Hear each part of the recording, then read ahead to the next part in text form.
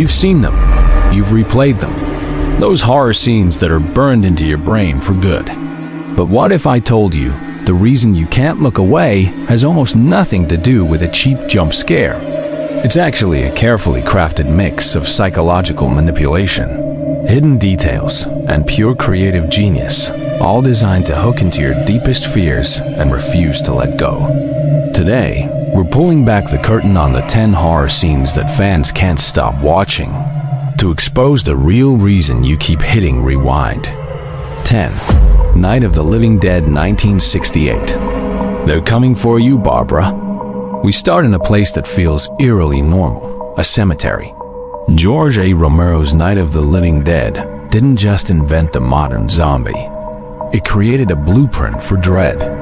The opening scene, where Johnny playfully taunts his sister with the now immortal line, "They're coming for you, Barbara," gets rewatched not just because it's a historic moment in film, but for its masterful slow burn tension. What makes us replay this moment is the psychological whiplash. It starts as a joke, a totally relatable moment of a brother messing with his sister, but the punchline never lands. Instead, that shuffling figure in the distance goes from being a background extra to a genuine threat right before our eyes. The terror here isn't the monster itself, but the slow, dawning realization that the rules of the world have just completely changed. Romero proves that horror doesn't need a gothic castle. It can find you in broad daylight, turning something mundane into a total nightmare. That simplicity is what's so terrifying, and it's why this scene is still the foundation of all zombie horror. 9. The Blair Witch Project 1999. The final basement scene. And from the birth of the zombie, we jump to the birth of an entire genre. The Blair Witch Project didn't just make found footage popular, it weaponized our own imagination against us. The final scene is rewatched over and over for one reason: the desperate, terrifying search for an answer that we never get. As Heather screams and the camera hits the floor, we're left staring at Mike facing the corner, a chilling callback to a story we heard earlier in the film. The genius of this scene is in everything it doesn't show you. There's no monster, no blood, no big final fight. There is only raw, unfiltered panic, and that one single, inexplicable image. Our brains are wired to find patterns and solve puzzles, and this scene hands us a puzzle with no solution. We hit rewind, we lean closer, we listen to the static, totally convinced that if we just look hard enough, we'll figure it out, but we never do. The horror is in that ambiguity, a question mark branded onto our minds that we can't help but try to solve again and again. 8. Hereditary 2018. Charlie's decapitation. Alright, now for a scene that gives us zero ambiguity, just brutal, shocking finality. Ari Aster's Hereditary is a movie about how tragedy is sometimes unavoidable, and no moment proves this more than Charlie's sudden death. Fans revisit this scene not for the gore itself, but for the sheer guts of its execution and the psychological devastation that comes after. We've been trained by horror movies to expect a near miss. Peter is racing to the hospital. Charlie is struggling to breathe. We know how this is supposed to go. They're going to make it just in time. But Aster just rips that comfort away. He plays on our expectations and then punishes us for having them. The sound design alone is a masterclass in anxiety, with the frantic gasping and the thumping score making you feel the panic. But the real horror isn't the decapitation, it's the silence that follows. The camera just holds on Peter's stunned, traumatized face in the rearview mirror. We are forced to sit with him in that car, in that unbearable quiet, for what feels like an eternity. We rewatch it to figure out how a film could be so cruel, so honest about shock, and to spot the hidden clues like the cult symbol carved into the telephone pole that prove this was no accident. It was fate. 7. Scream 1996. The opening kill. So if Hereditary punishes us for knowing horror tropes, Scream celebrates them before flipping them completely upside down. The opening scene with Drew Barrymore is legendary. And we rewatch it because it perfectly captures what the entire franchise is about. It's smart, it's terrifying, and it's totally self-aware. Wes Craven is playing a game with us. He cast one of the biggest stars in the world, makes us think she's the main character, and then brutally kills her off in the first 12 minutes. This scene is basically a commentary on the genre itself.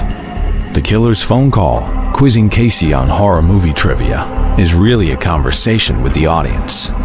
We feel her terror, but we're also kind of playing the game with her. The scene takes every slasher cliché, the who's there question, the false alarm, the final chase, and shows them to us right before using them to build almost unbearable suspense. We replay it to appreciate just how clever it is, to see how Craven redefined a whole genre by both honoring and subverting its rules at the same time. It's a love letter to horror that is, itself, a terrifying masterpiece. 6. The Sixth Sense 1999. The Twist Reveal. From a movie that tells you all the rules to one that hides them in plain sight. The Sixth Sense is a film that demands to be rewatched, and it all comes down to that final, devastating reveal. The moment we realize Dr. Malcolm Crowe has been dead the entire time isn't just a plot twist. It forces us to reevaluate everything we just watched. The reason we hit rewind on this movie isn't to see that one scene again, but to immediately start the entire film over from the beginning. And M. Night Shyamalan doesn't cheat. All the clues are there.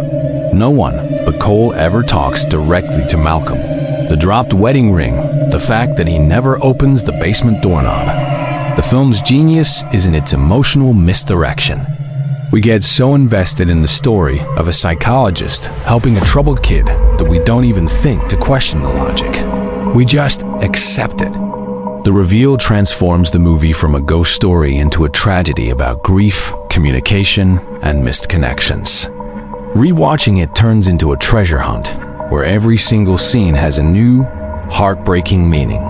5. Halloween 1978. Michael Myers' unstoppable pursuit. Let's talk about pure, simple fear. John Carpenter's Halloween is built on primal terror, and the scenes of Michael Myers' relentless pursuit are rewatched because they're a masterclass in suspense. There's no complicated motive or big explanation. There's just a shape, and it's coming for you. The iconic scene where Michael just sits up after being stabbed by Laurie is a perfect example. We, right along with Laurie, think it's over. We let ourselves breathe for a second, and then he just rises. Carpenter gets that what truly terrifies us is the thing we can't explain and can't stop. He uses that iconic driving score and wide, patient camera shots to create this feeling of constant vulnerability.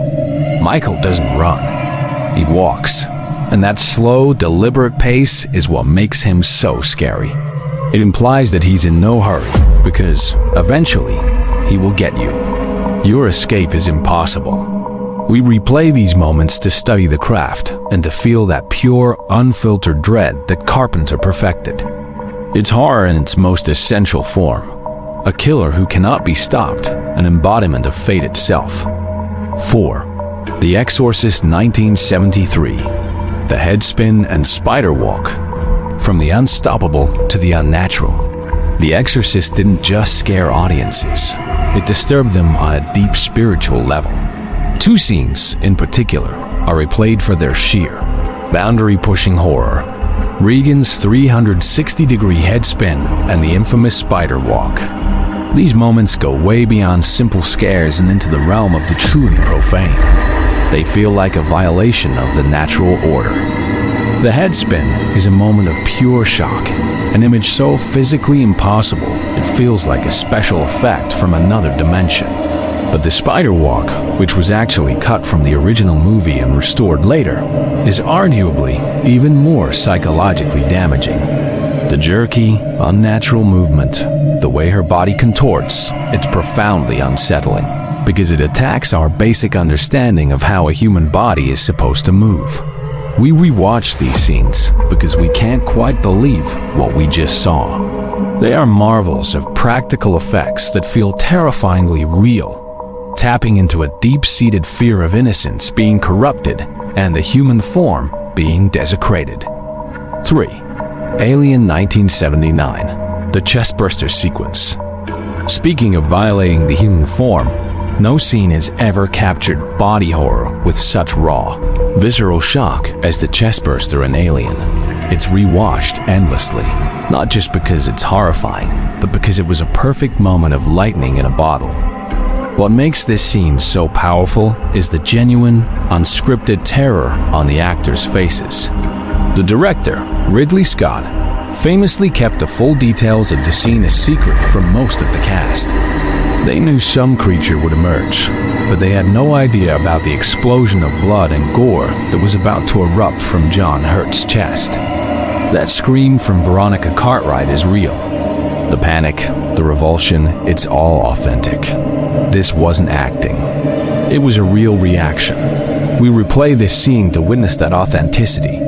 It breaks down the wall between the movie and the audience.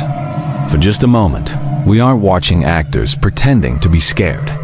We're watching people be genuinely horrified, and it makes the terror on screen feel impossibly real. It's a testament to the power of practical effects and a director's brilliant, if kind of cruel, manipulation of his own cast. 2. Psycho 1960, the shower scene. From one explosive shock, we move to 45 seconds of pure cinematic genius. Alfred Hitchcock's shower scene in Psycho is maybe the most analyzed scene in film history, and for good reason. We replay it not just for the terror, but to study the technical mastery of a director at the absolute peak of his game. Using 78 different camera setups and 52 cuts, Hitchcock creates the illusion of a brutal, violent murder without ever once showing the knife actually penetrating skin. It's a masterclass in manipulation. Bernard Hammond's screeching violin score feels like the slashing of the knife and the victim screams. The rapid-fire editing creates chaos and disorientation, forcing our own minds to fill in the gruesome details. Hitchcock knew that what we imagine is always far more terrifying than what we see. He famously used chocolate syrup for blood because it looked better in black and white, a practical choice that created an unforgettable visual. This scene broke all the rules.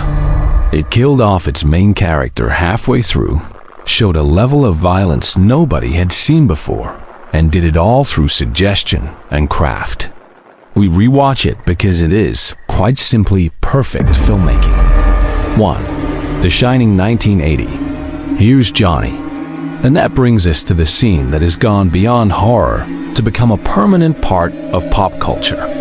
The Here's Johnny moment from The Shining is the most replayed horror scene, not just for the scare, but for its iconic, unhinged performance. It's the perfect storm of Stanley Kubrick's meticulous directing and Jack Nicholson's manic improvisation. That famous line was actually an ad-lib by Nicholson, a reference to the talk show host Johnny Carson. Kubrick, who lived in the UK, almost cut it because he didn't even get the reference. But the genius goes even deeper. Nicholson had apparently been a volunteer firefighter, and he was so good at tearing down the prop door that the crew had to replace it with a real, much stronger one, just to capture the sense of struggle and build the tension. The scene is a terrifying summary of the film's central theme, the complete breakdown of the family. This isn't some monster. This is a father, twisted by madness, trying to murder his own wife and child. Nicholson's gleeful, psychotic leer through that splintered wood is the ultimate image of domestic horror. It's terrifying, it's darkly funny, and it's endlessly quotable. It's the moment where psychological dread finally boils over into pure, unforgettable insanity. So there's your top 10, and what have we discovered? We've unearthed that the real reason we keep replaying these scenes isn't just for the adrenaline rush. We're hitting rewind to admire the artistry, to unpack the psychology, and to relive moments of pure creative genius. From the shocking authenticity of the chestburster to the editing mastery of the shower scene, these moments are more than just scares. They're cinematic landmarks. They prove that the best horror doesn't just startle us.